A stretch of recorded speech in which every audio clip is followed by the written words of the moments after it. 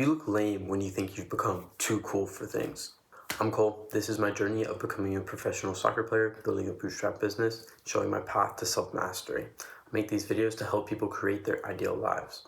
Today's video is focusing on not being too stiff when around other people. I think this is a really good video for me to make considering how big of a problem I've had with this exact topic in my past years and in the last 3 months I've gotten a lot better at dropping my ego and not worrying as much about what other people think about and just doing. I'm someone who's always had a lot of anxiety and worry about what others think about what I'm doing. This would prevent me from doing activities when I'm with my friends, such as singing or dancing. It's just small things like that. It makes a big difference of how people perceive you and how you perceive yourself. I would not be doing these things when everyone else around me was because I'd be too worried about what they think about me if I'm not a good singer or my dancing isn't very good.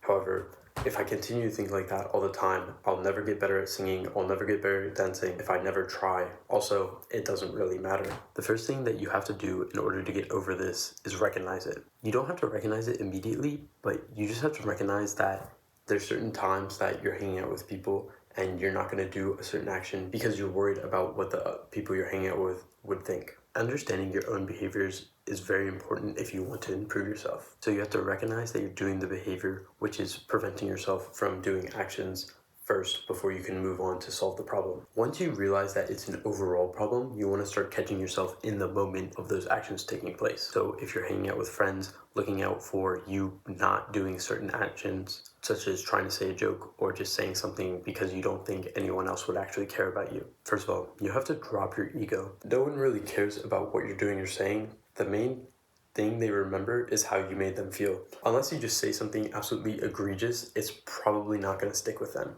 In the moment when you find yourself not saying something, you want to build the reaction to do in the face of fear. This is an important skill to build not only in social interactions, but in your entire life. When you're striving for something, fear is going to come. The denial of feelings is not going to properly prepare you. I think that I'm a very emotional person, so I don't want to deny the feelings saying I'm super nonchalant and nothing matters to me, because that's not true inherently. It's important for me to recognize when I'm feeling a certain emotion, such as anger or sadness, or even positive emotions such as joy. For positive emotions, it's important to break down what led up to that moment, and then for negative emotions, it's important to recognize what led up to that and then how you react immediately. Especially when you feel those emotions coming on, you want to take them on and sit with them for a second. The worst thing that you can do is immediately lash out at someone around you. You want to analyze how that made you feel. You want to analyze what your initial reaction to those emotions would be.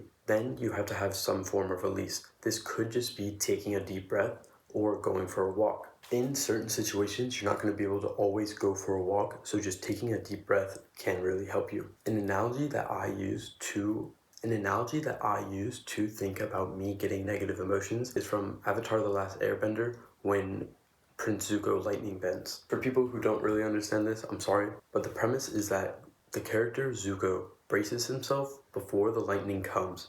He takes the lightning and doesn't immediately shoot it out. He internalizes it in his core and then shoots it out. That's a similar way you want to think about your emotions. You don't want to completely just shoot them out as soon as they come to you. You want to internalize them and think about how they made you feel and what caused you to get like that, and then have a proper release. Immediately taking it and then releasing it is going to cause you to lash out at the people around you.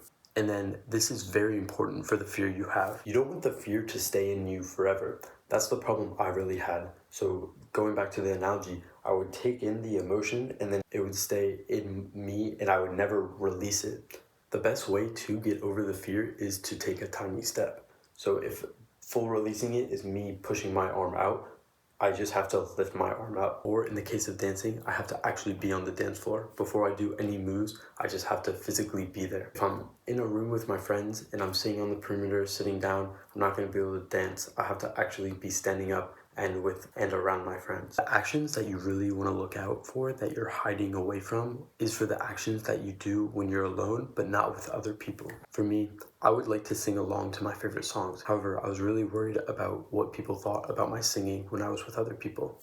When you're doing karaoke with your friends, honestly, it doesn't really matter. You don't want to get in your own way from being able to enjoy the moment. There are times to lock in, but joking around when you're with people is also really important. It's important to not take it too far to where you're not getting any work done.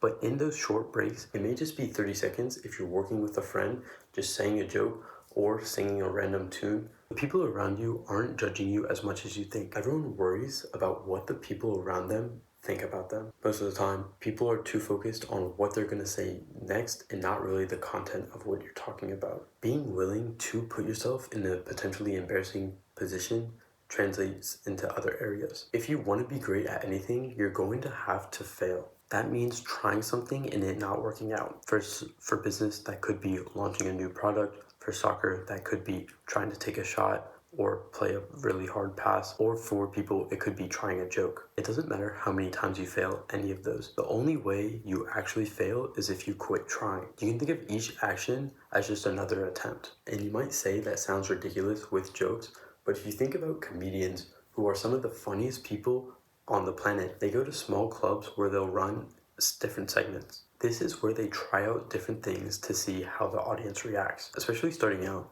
most of the jokes aren't going to land, but they get great feedback about what the audience likes and how people react depending on what you say and in the way that you say it. Over time, these comedians do many shows collecting a lot of data points on how the people reacted to their segment. Then they take little bits that performed well from different segments and put it into one big show. You might think that this comedian is really funny and all the jokes that they say land, but it just took a lot of attempts at them willing to fail and willing to put themselves in a position where people may laugh at them. If you're too stiff about who you are and not willing to put yourself in that position to fail, you're never going to grow. I hope you got some value from the video, and thank you for watching.